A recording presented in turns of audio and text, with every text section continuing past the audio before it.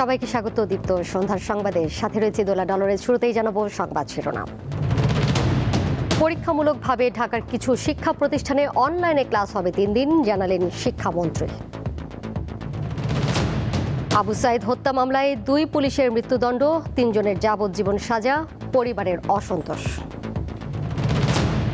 অনিয়মের অভিযোগ এনে শেরপুর 3 আসনে জামায়াত প্রার্থীর ভোট বর্জন, এখন চলছে গণনা।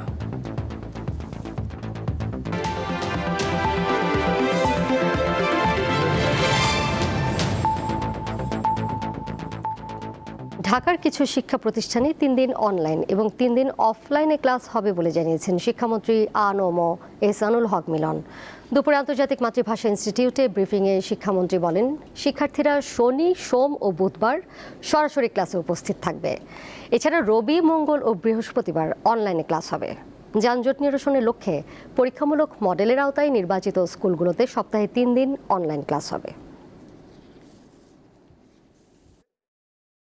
আমরা 3 দিন ওদেরকে সপ্তাহে নিয়ে আসছি ক্লাসে, বাকি 3 দিন আমরা বাড়িতে বসে বসাচ্ছি। এইটা আমরা দেখছি তারা কতটা ডিজিটাল অ্যাকাউন্টেড হয়, অ্যাট দ্য সেম টাইম আমরা কতটা relief pi. So do all. কিন্তু এখানে শিক্ষকরা ক্লাসে এসেই তাদেরকে পড়াবেন। 2024 সালের গণ অভ্যুত্থানে নিহত আবু সাইদ হত্যায় সংঘটিত মানবতা বিরোধী অপরাধের মামলায় 2 জনকে মৃত্যুদণ্ড দেওয়া হয়েছে। এছাড়া 30 আসামির মধ্যে 3 জনকে যাবজ্জীবন ও বাকিদের বিভিন্ন মেয়াদে সাজা দিয়েছে আন্তর্জাতিক অপরাধ ট্রাইব্যুনাল 2। তবে রায় নিয়ে অসন্তোষ প্রকাশ করেছে আবু সাইদের পরিবার। অন্যায় অবিচারের বিরুদ্ধে এক যোদ্ধার নাম রংপুরের বেগম রোকেয়া বিশ্ববিদ্যালয়ের শিক্ষার্থী আবু সাইদ। তৎকালীন শেখ হাসিনা সরকারের বিরুদ্ধে প্রতিবাদ জানাতে গিয়ে যিনি নিহত হন 2024 সালের 16 জুলাই। বৃহস্পতিবার সেই হত্যাকাণ্ডের বিচারের রায় এলো আন্তর্জাতিক অপরাধ ট্রাইব্যুনালে। মামলার মোট আসামি 30 জন, যার মধ্যে মাত্র 6 জন কারাগারে আছেন। সেই 6 জনকেই এদিন সকালে নিয়ে আসা হয় ট্রাইব্যুনালে। দুপুরে আসে বহুল আলোচিত মামলার রায়। রাজনৈতিক বিবেচনায় নির্যাতন। এতে মৃত্যুদণ্ডপ্রাপ্ত 2 জন হলেন পুলিশের সাবেক সহকারী উপপরিদর্শক আমির হোসেন ও সাবেক কনস্টেবল সুজন চন্দ্র রায়। তারা দুজনেই গ্রেপ্তার আছেন। এছাড়া যাবজ্জীবন প্রাপ্ত 3 আসামিও পুলিশের সাবেক সদস্য। তবে এই 3 জনই পলাতক। বেগম রোকেয়া বিশ্ববিদ্যালয়ের সাবেক উপাচার্য পলাতক হাসিবুর রশিদকে 10 বছরের সশ্রম কারাদণ্ড দেয়া হয়েছে। রায়ে বিশ্ববিদ্যালয় ছাত্রলীগের সাধারণ সম্পাদক মাহফুজুর রহমান, সহসভাপতি ফজলে রাব্বি, সহসভাপতি আক্তার হোসেন, সাংগঠনিক সম্পাদক সেজান আহমেদ, সাংগঠনিক সম্পাদক ধনঞ্জয় কুমার ও দপ্তর সম্পাদক বাবুল হোসেনকে 3 বছর করে সশ্রম কারাদণ্ড দেয়া হয়েছে। 2 জনের মৃত্যুদণ্ড হয়েছে, 3 জনের যাবজ্জীবন হয়েছে। আর আমাদের যে ধরনের চার্জ ছিল তাদের ভূমিকা অনুযায়ী সেই সাজাগুলো হয়েছে বলে মনে হয়। তবে তারপরেও আমরা পূর্ণাঙ্গ জাজমেন্ট পাওয়ার পরে সেটা পর্যালোচনা করে যদি আমাদের কাছে মনে হয় যে যেসব চার্জ থেকে তাদেরকে অব্যাহতি দেওয়া হয়েছে সেইগুলোর বিরুদ্ধে আমরা আপিল করার সুযোগ থাকলে সেগুলো পূর্ণাঙ্গ রায়ের কপি পাওয়া সাপেক্ষে আমরা সেটা সিদ্ধান্ত নিব। আসামি পক্ষের আইনজীবীরা জানান, ন্যায় বিচারের জন্য উচ্চ আদালতে যাবেন তারা। পূর্ণাঙ্গ রায়ের কপি হাতে পেয়ে পুঙ্খানুপুঙ্খ বিশ্লেষণ করে মহামান্য আপিল বিভাগে দায়ের করে আপিল শুনানি অন্তে খালাস পাবো বলে দৃঢ়ভাবে বিশ্বাস করি ইনশাল্লাহ। সাজা লঘু হয়েছে বলে অসন্তোষ প্রকাশ করেন আবু সাইদের পরিবারের সদস্যরা। না, আমাদের অসন্তুষ্টির জায়গা হচ্ছে যারা গুলি করলো তারা হলো একটা ঊর্ধ্বতন কর্মকর্তার নির্দেশে করছে। যারা ঊর্ধ্বতন কর্মকর্তা ছিল তাদের কারো ফাঁসি হয়নি। এই ক্ষেত্রে আমাদের অসন্তুষ্টি আছে। রায়ের বিরুদ্ধে আপিলের সুযোগ থাকায় মামলাটি এখন গড়াতে পারে উচ্চ আদালতে। সেদিনের সেই নিথর দুপুরটি কেবল রংপুরের রাজপথকেই রক্তাক্ত করেনি, বরং নাড়িয়ে দিয়েছিল একটা জাতির বিবেককে। যে বুলেট তার প্রাণ কেড়েছিল, সেই বুলেটই সেদিন কাঁপিয়ে দিয়েছিল ক্ষমতার সিংহাসন। ট্রাইব্যুনাল আজ সেই বীরত্বের আইনি স্বীকৃতি দিল। আদালত জানিয়ে দিল সেদিন কে ছিল ঘাতক আর কে হয়ে উঠল মহানায়ক। আন্তর্জাতিক অপরাধ ট্রাইব্যুনাল থেকে মাহিদুর রহমান, দীপ্ত সংবাদ, ঢাকা। রায় নিয়ে অসন্তোষ প্রকাশ করেছে আবু সাইদের পরিবারের সদস্যরা। যেমনটি আগেই জানিয়েছি, দুপুরে রংপুরে এই বিষয়ে সাংবাদিকদের সঙ্গে কথা বলেন আবু সাইদের পিতা। যে 2 জনকে ফাঁসি দিয়েছে, তিনজনকে যাবজ্জীবন কারাদণ্ড দিতে। এতে আমি সন্তুষ্ট নই, আরো লোকের ফাঁসি হওয়া উচিত ছিল। তবে 1 নম্বরে হলো কমেল বড়ুয়া, উনি কিন্তু সাংঘাতিক দোষী। ওই আমার ছেলেকে অপদস্থ মারপিট করছে, লাঠিচার্জ করছে, গলা চিপি ধরেছিল, গাল বুকত থাপড়াইছে। ওরে কঠিন বিচার হওয়া উচিত ছিল। ইন্ধনদাতা ছিল, তাদেরকে এত কম সময় বা কম একটা দিনের যে রায় দিয়েছে, আসলে এটা খুবই দুঃখজনক। যাচ্ছি পরের প্রসঙ্গে। বগুড়া 6 ও শেরপুর 3 আসনের নির্বাচনে ভোট শেষে এখন চলছে গণনা। এদিকে শেরপুর 3 আসনে অনিয়মের অভিযোগে ভোট বর্জন করেছেন জামায়াতের ইসলামীর প্রার্থী। দলীয় কার্যালয়ে সংবাদ সম্মেলনে নির্বাচন বর্জনের কথা জানান জামায়াতের প্রার্থী মাসুদুর রহমান। এর আগে সকাল 7টা থেকে বগুড়া 6 ও শেরপুর 3 আসনে ভোট গ্রহণ শুরু হয়। প্রধানমন্ত্রী তারেক রহমানের ছেড়ে দেওয়া বগুড়া 6 আসনে বিএনপি মনোনীত প্রার্থী রেজাউল করিম বাদশা, জামায়াত ইসলামীর মনোনীত আবিদুর রহমান সোহেল এবং বাংলাদেশ ডেভেলপমেন্ট পার্টির আলামিন তালুকদার প্রতিদ্বন্দ্বিতা করছেন। ত্রয়োদশ জাতীয় সংসদ নির্বাচনে শেরপুর 3 আসনে জামায়াতের প্রার্থী নুরুজ্জামান বাদলের মৃত্যুর পর নির্বাচন স্থগিত করা হয়। পরে নুরুজ্জামান বাদলের ছোট ভাই মাসুদুর রহমানকে প্রার্থী করে জামায়াত। বিএনপির প্রার্থী মাহমুদুল হক এছাড়া নির্বাচনে বাংলাদেশ সমাজতান্ত্রিক দলের প্রার্থী মিজানুর রহমান কাচি প্রতীকে নির্বাচনে অংশ নেন।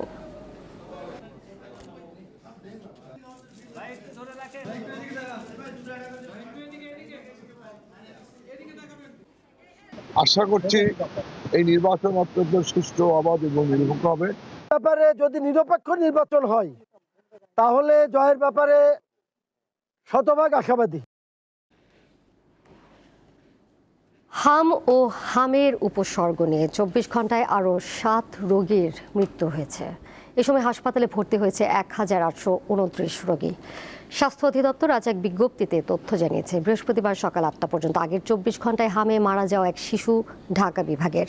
আর হামের উপসর্গ নিয়ে মৃতদের মধ্যে রাজশাহী বিভাগে 4 রোগী, ঢাকা বিভাগে 1 এবং সিলেট বিভাগের 1 রোগী রয়েছে। বিজ্ঞপ্তিতে আরও বলা হয়, 24 ঘন্টায় সন্দেহজনক হাম নিয়ে হাসপাতালে ভর্তি হয়েছে 1187 শিশু। আর হাম শনাক্ত হয়েছে 642 রোগীর। স্বাস্থ্য অধিদপ্তরের তথ্য মতে এখন পর্যন্ত হামে 23 শিশু মারা গেছে। আর হামের উপসর্গ নিয়ে আরও 143 শিশুর মৃত্যু হয়েছে।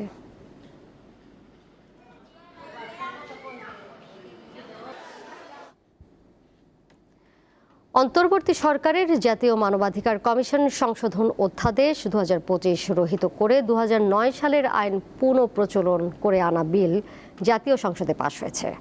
সকালের সেশনে আইনমন্ত্রী বিলটি উত্থাপনের পর বিরোধী দল জোরালো আপত্তি জানায়। আলোচনায় অংশ নিয়ে হাসনাত আবদুল্লাহ 2009 সালের আইনটিকে বিরোধী দল দমন কমিশন হিসেবে অভিহিত করেন। তিনি দাবি করেন, 2025 সালের অধ্যাদেশ বাতিল করার এই সিদ্ধান্ত জাতি পিছিয়ে যাওয়ার একটি আদর্শ উদাহরণ হয়ে থাকবে।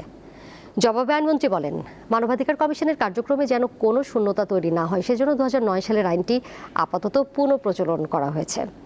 এ সময় আইনমন্ত্রী পূর্ববর্তী অধ্যাদেশের ত্রুটিগুলো তুলে ধরেন। পরে কণ্ঠ ভোটে বিলটি পাশ হয়।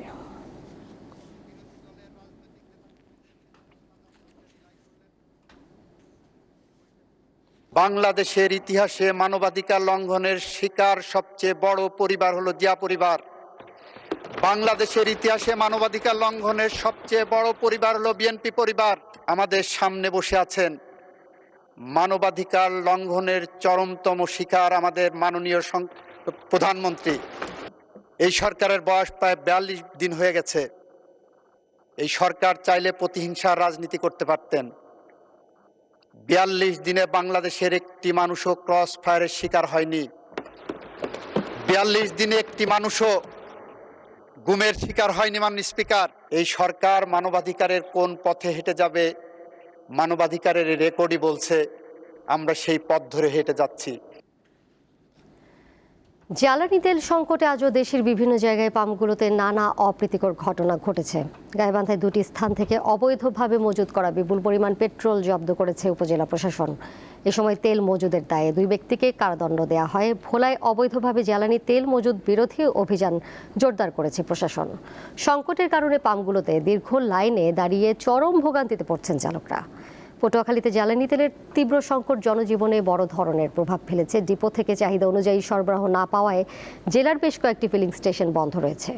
খাগড়াছড়িতে 2 কিলোমিটার দীর্ঘ লাইনে দাঁড়িয়ে থেকেও তেল পাচ্ছেন না সাধারণ মানুষ।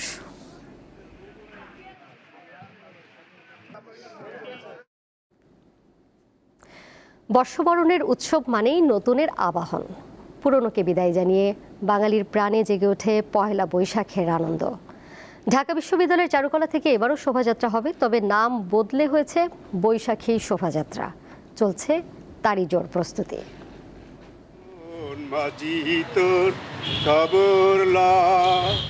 মনের আনন্দে গাইতে গাইতে বাঁশের বাতায় কখনো তারকাটা, কখনো দড়ি ও গুণা দিয়ে মোটিফের পূর্ণ অবয়ব ফুটিয়ে তুলছেন কর্মীরা। হাতে সময় কম, তাই দিন রাত কাজ করে যেতে হচ্ছে।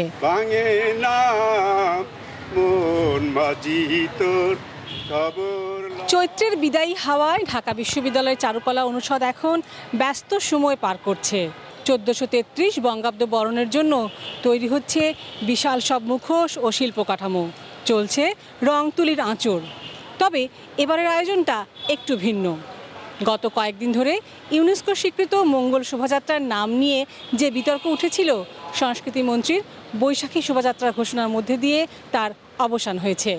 এবারও শোভাযাত্রার জন্য তৈরি হচ্ছে বিশাল আকৃতির পাখি, ঘোড়াসহ ট্যাপা পুতুলের নান্দনিক সব মোটিফ। তীব্র রোদ উপেক্ষা করে শিল্পীর নিপুণ হাতের ছোঁয়ায় ফুটে উঠছে বাঙালিয়ানার ঐতিহ্যবাহী নানা রূপ। কর্মীদের পাশাপাশি চারুকলার শিক্ষার্থীরাও হাত দিয়েছে মোটিফ তৈরির কাজে। চিরায়ত বাংলার যে টেরাকোটা আছে, তো ঘোড়া এবং ঘোড়া সওয়ার, ওটার একটা স্কাল্পচার হবে। অনেক পরিশ্রম যাচ্ছে, আমরা মানে বাসায় যেতে যেতে 12টা 1টা বেজে যায়। পরের দিন এসে যখন দেখি যে না অনেক দূর কাজ এগিয়েছে, তখন ভালো লাগে। কাগজে ও মাটির সরায় বাহারি রং দিয়ে নিজেদের কল্পনার নানা ছবি আঁকছেন শিল্পীরা, যেন একটুও ক্লান্তি নেই। নিজেদেরই কাজ, নিজেরাই তো এনজয় করবো, এটাই তো স্বাভাবিক। এবারের প্রতিপাদ্য নববর্ষের ঐক্যতান, গণতন্ত্রের পুনরুত্থান। দীর্ঘদিন পর দেশের মানুষ ভোটাধিকারের সুযোগ পেয়েছে। উৎসব আয়োজনে রাষ্ট্রের ভূমিকা সবচেয়ে গুরুত্বপূর্ণ বলে জানান চারুকলা অনুষদের ডিন। প্রতিপাদ্য বিষয়টা এখানে করেছি এই কারণেই যে এই গণতান্ত্রিক সরকারের কাছেও যে আমাদের সর্বশ্রেণীর মানুষদের প্রত্যাশার জায়গাটা যেন আমাদের পরিষ্কার হয়। এখন যে সরকার আছে সে জাতীয় ঐক্যের ভিত্তিতে, মানে দেশের শান্তি শৃঙ্খলা সুখ এই জিনিসগুলো প্রতিষ্ঠিত হবে, এই প্রত্যাশা এবং বিশ্বাস আমাদের থাকবে। এই আয়োজন 1989 সালে ঢাকা বিশ্ববিদ্যালয়ের চারুকলা অনুষদ থেকে আনন্দ শোভাযাত্রার নামে বের হলেও পরে স্বৈরাচার বিরোধী আন্দোলনের প্রেক্ষাপটে এর নাম মঙ্গল শোভাযাত্রা হয়। 2016 সালে ইউনেস্কো একে সাংস্কৃতিক ঐতিহ্যের স্বীকৃতি দেয়।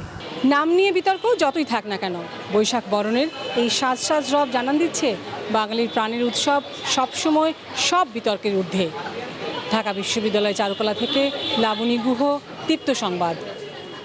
নারায়ণগঞ্জের ফতুল্লায় গার্মেন্টসের ঝুট ও ওয়েস্টেজ মালামাল নামানোকে কেন্দ্র করে যুবদলের 2 গ্রুপের মধ্যে সংঘর্ষ হয়েছে। এই ঘটনায় রাকিব হোসেন নামে এক ব্যবসায়ী ও ইমরান নামে এক কিশোর গুলিবিদ্ধ হয়।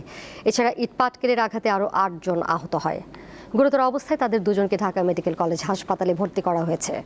বৃহস্পতিবার সকালে সদর উপজেলার ফতুল্লা থানাধীন এনায়েতনগর ইউনিয়নের চাঁদনি হাউজিং এলাকায় এই ঘটনা ঘটে। খবর পেয়ে ফতুল্লা মডেল থানা পুলিশ ঘটনাস্থলে গিয়ে পরিস্থিতি নিয়ন্ত্রণে আনে। এই ঘটনায় তদন্ত করে জড়িতদের বিরুদ্ধে ব্যবস্থা নেওয়া হবে বলে জানিয়েছে পুলিশ।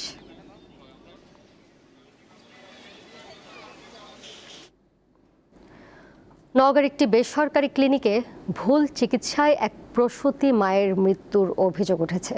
নিহত গৃহবধূর নাম রাহিমুনি। তিনি নওগাঁ সদর উপজেলার দক্ষিণ সুলতানপুর এলাকার বাসিন্দা। গত 6 এপ্রিল সন্ধ্যায় সিজারের জন্য নওগাঁর মেট্রো হাসপাতালে ভর্তি করা হয় তাকে। রাত 9টার দিকে তার অপারেশন করেন ফাবলিহা সাদিয়া নামের এক ডাক্তার। পরিবারের অভিযোগ, ভুল অপারেশনের পরে তার শারীরিক অবস্থার অবনতি হলে পরদিন আবারও অপারেশন করা হয়। এক পর্যায়ে আশঙ্কাজনক অবস্থায় তাকে বগুড়া শহীদ জিয়া মেডিকেল কলেজ হাসপাতালে স্থানান্তর করা হয়। সেখানে চিকিৎসাধীন অবস্থায় বৃহস্পতিবার ভোরে তার মৃত্যু হয়।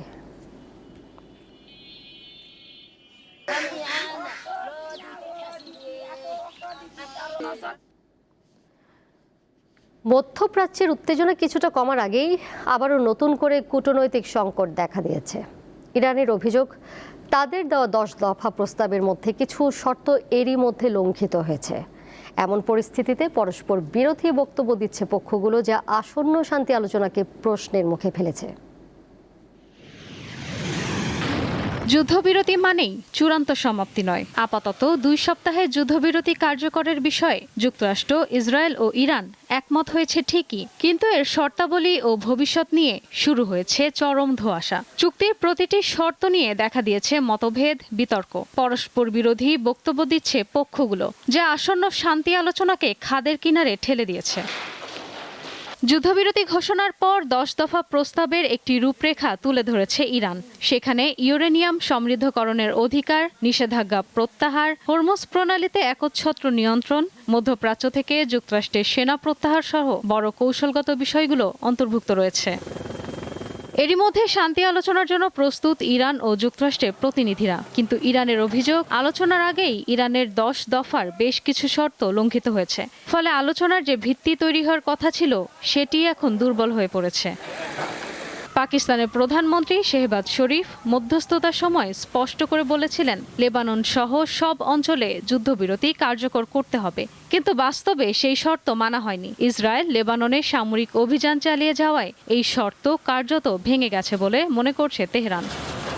সবচেয়ে বেশি বিতর্ক ইরানের পারমাণবিক অধিকার ঘিরে। ইরান বলছে 10 দফা প্রস্তাবে তারা পরমাণু কর্মসূচির স্বীকৃতি চেয়েছিল, কিন্তু যুক্তরাষ্ট্র সেই দাবিকে অস্বীকার করছে, যা আলোচনার পথকে জটিল করে তুলছে। মধ্যপ্রাচ্য থেকে যুক্তরাষ্ট্রের সামরিক বাহিনী পুরোপুরি প্রত্যাহার চায় তেহরান, কিন্তু যুদ্ধবিরতি 2 দিন পার না হতেই আবারও হুমকির ভাষায় ফিরেছেন ট্রাম্প। জানিয়েছেন আসল চুক্তি না হওয়া পর্যন্ত ইরানের আশেপাশেই থাকবে মার্কিন সেনারা। এদিকে ভবিষ্যতে আর হামলা না করার বিষয়ে যুক্তরাষ্ট্রের কাছে থেকে প্রতিশ্রুতি চাইছে ইরান। বিশ্লেষকরা বলছেন, ঐতিহাসিকভাবে শত্রু ভাবাপন্ন দেশগুলোর সঙ্গে এ ধরনের চিরস্থায়ী চুক্তি এড়িয়ে চলে ওয়াশিংটন। ফলে এ ধরনের প্রতিশ্রুতি পাওয়ার সম্ভাবনা ক্ষীণ।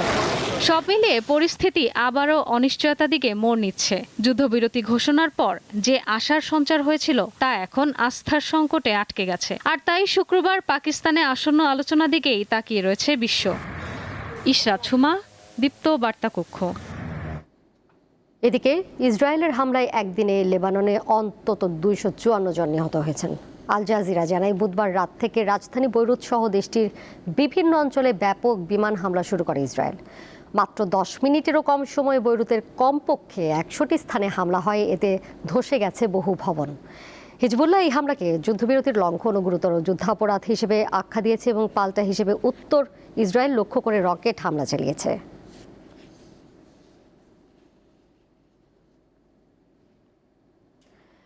ইসরায়েলি ড্রোন হামলায় গাজায় কর্মরত আল জাজিরার একজন সাংবাদিক নিহত হয়েছেন। তার নাম মোহাম্মদ উইশা। স্থানীয় সময় বুধবার গাজা শহরের পশ্চিম পাশের উপকূলীয় আল রশেদ সড়ক দিয়ে যাওয়ার সময় তাকে বহনকারী গাড়ি লক্ষ্য করে ড্রোন হামলা চালায় ইসরায়েলি বাহিনী। এতে গাড়িটিতে আগুন ধরে যায় এবং ঘটনাস্থলেই তার মৃত্যু হয় বলে জানান প্রত্যক্ষদর্শীরা। আল জাজিরা মিডিয়া নেটওয়ার্ক এক বিবৃতিতে হত্যাকাণ্ডকে জঘন্য অপরাধ হিসেবে নিন্দা জানিয়েছে। 2023 সালের 7 অক্টোবর থেকে শুরু হওয়া ইসরায়েলি আগ্রাসনে গাজায় এখন পর্যন্ত অন্তত 262 জন সাংবাদিক নিহত হয়েছেন। আর এরই সাথে শেষ করব দীপ্ত সন্ধ্যার সংবাদ। যাবার আগে শিরোনামগুলো জানিয়ে দেব আরও একবার। পরীক্ষামূলকভাবে ঢাকার কিছু শিক্ষা প্রতিষ্ঠানে অনলাইনে ক্লাস হবে 3 দিন, জানালেন শিক্ষামন্ত্রী। আবু সাইদ হত্যা মামলায় 2 পুলিশের মৃত্যুদণ্ড, 3 জনের যাবজ্জীবন সাজা, পরিবারের অসন্তোষ। অনিয়মের অভিযোগ এনে শেরপুর 3 আসনে জামায়াত প্রার্থীর ভোট বর্জন, এখন চলছে গণনা।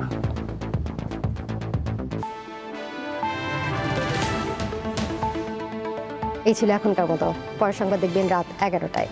এছাড়াও আরও তথ্য এবং বিনোদনের নানা খবর জানতে যুক্ত থাকুন দীপ্ত ডিজিটাল প্ল্যাটফর্মে। ধন্যবাদ সবাইকে এতক্ষণ সাথে থাকার জন্য।